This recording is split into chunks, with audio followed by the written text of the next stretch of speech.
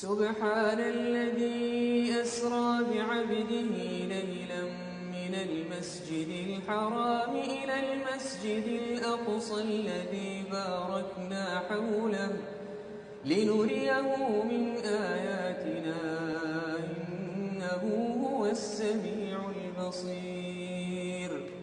وآتينا موسى الكتاب وجعلناه هدى لبني إسرائيل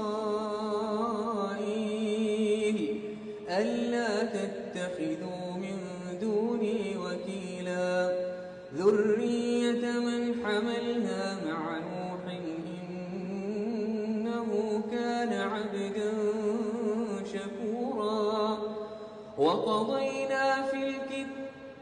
وقضينا إلى بني إسرائيل